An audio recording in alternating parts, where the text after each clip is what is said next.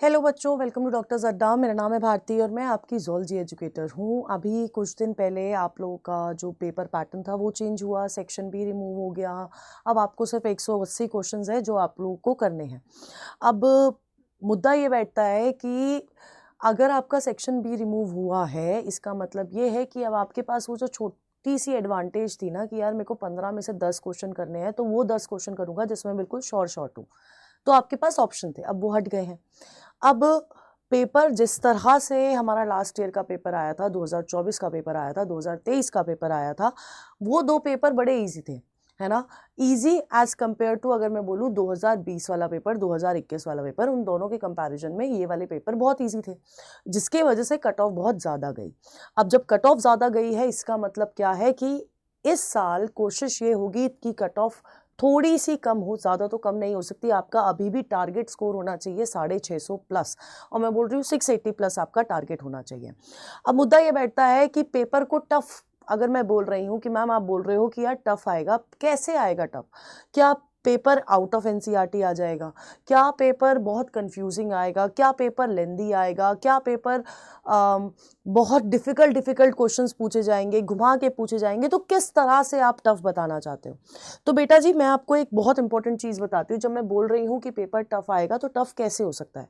जब हम लोग 2015, 2014, 2016 की बात करते हैं, इन सारे ईयर्स की बात करते हैं, 2017 भी इनफैक्ट, उस समय पेपर टफ बनाया जाता था आउट ऑफ एनसीईआरटी वाले क्वेश्चंस डाल के।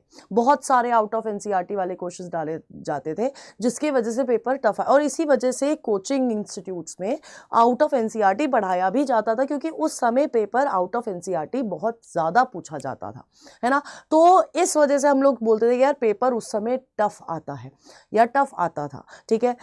2020 और 21 में पेपर टफ आया एज कंपेयर टू 2019 वाला पेपर, 2023 वाला पेपर, 22 वाला पेपर, 24 वाला पेपर।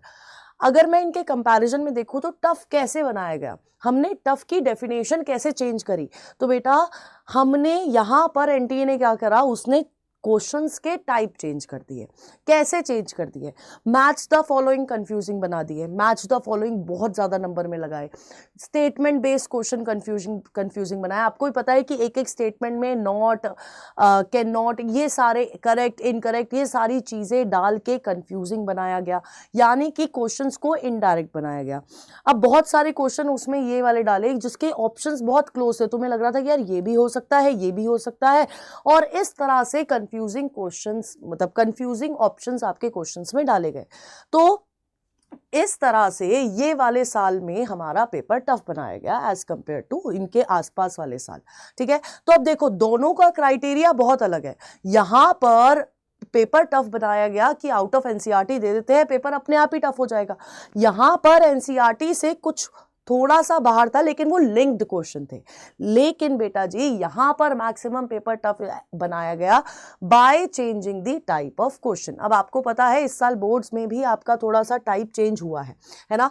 तो हो सकता है कि इस बार क्वेश्चन का टाइप ज्यादा चेंज हो जाए, कंसेप्ट बेस्ड क्वेश्चन ज्यादा है, क्योंकि एनसीईआरटी, सबको पता है एनसीईआरटी इंपॉर्टेंट है, लेकिन हम लोग हमेशा एनसीईआरटी को, खासकर बायोलॉजी के एनसीईआरटी को ऐसे देखते हैं, रटनी तो है, पढ़नी तो है। नहीं, यहां पर कंसेप्ट अप्लाई करोगे तो शायद आपको ज्यादा फायदा मिलेगा इस पॉइंट ऑफ टाइम पर भी, अगर आप कंसेप्ट समझोगे। क्योंकि मैं आपको बोल रही हूं कंसेप्ट बेस्ड अगर पेपर टफ आता है तो पेपर टफ आएगा बाय यूजिंग या by giving you to solve concept based question, है ना। Case based question, case study वाले क्वेश्चन भी आ सकते हैं, ठीक है। अगर मैं लास्ट 3 साल का बायो का पेपर देखूंगी तो एनटीए के दिमाग में सेट है कि यार ये कुछ यूनिट है जिसके अंदर से मुझे पेपर बनाना है, अपना मैक्सिमम पेपर मैं इन्हीं यूनिट से दूंगा।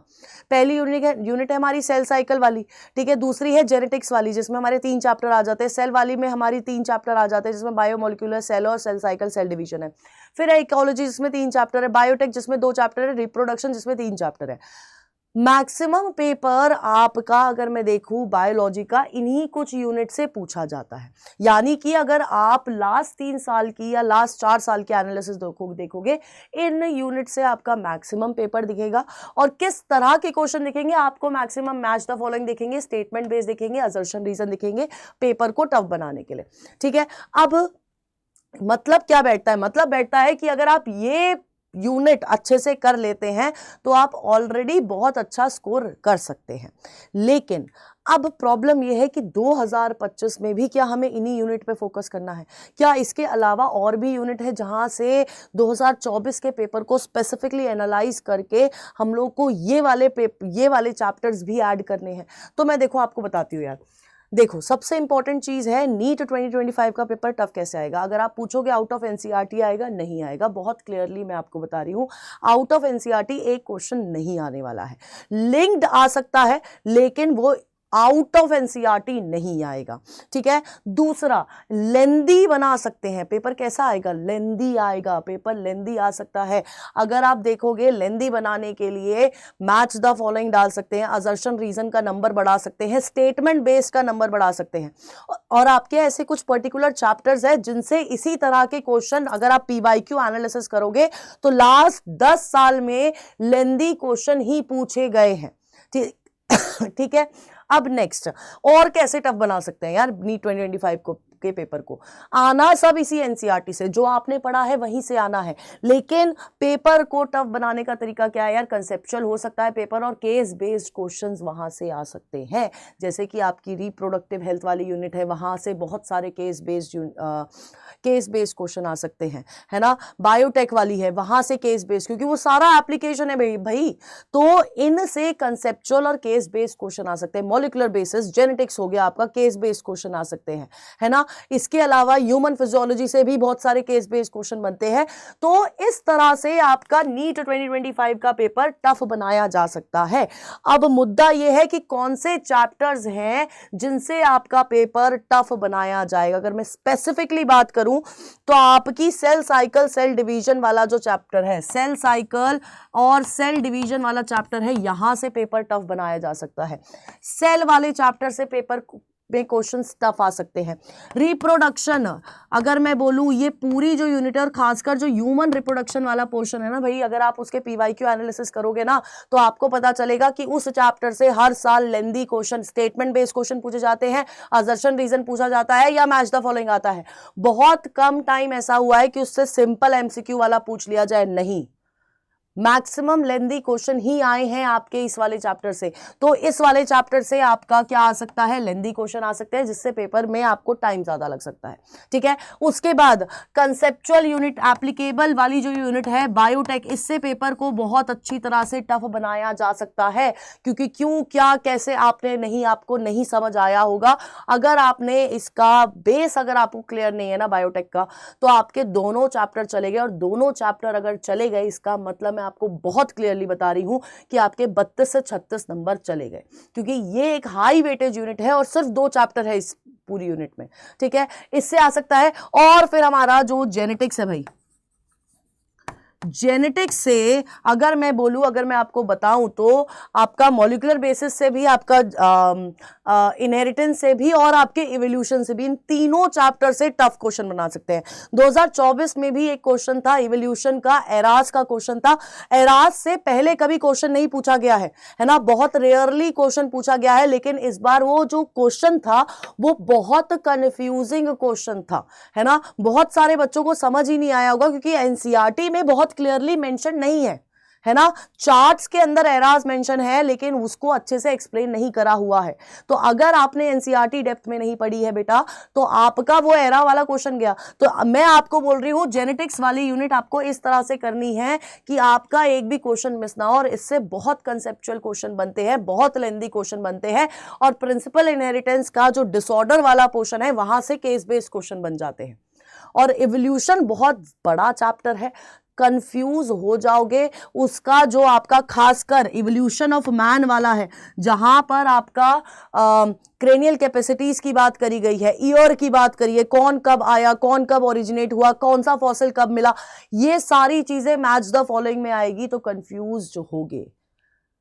ये कुछ चैप्टर है बेटा जहां से आपके टफ क्वेश्चंस आने वाले हैं। और मैं आपको बता दूं, इनमें एक चैप्टर आप ऐड कर लो, दैट इज एनिमल किंगडम। ये आपका चैप्टर है जो आपको सबसे ज्यादा कंफ्यूज करने वाला है, क्योंकि एग्जाम्पल बेस्ड क्वेश्चन आएंगे और साथ के साथ यूनिक प्रॉपर्टी वाले क्वेश्चंस आएंगे। तो अगर आप ये कुछ चैप्टर बहुत अच्छे से क्लियरली कंसेप्ट क्लियर करते हुए कर लेते हैं तो आप अपनी बायोलॉजी में, मैं आपको बोल रही हूँ, 345 प्लस स्कोर कर लोगे। लेकिन अगर आपने इनमें से एक भी चैप्टर नहीं किया तो आपका स्कोर सीधे 300 से कम हो जाएगा।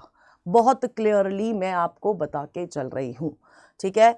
तो आपको ये चैप्टर के क्वेश्चन बहुत क्लियरली करने हैं, ठीक है। और अगर इसके अलावा कुछ भी डाउट है, कुछ भी प्रॉब्लम है, कुछ भी क्वेरी है, you can mail me on this ID, that is bharti.singh@adda247.com।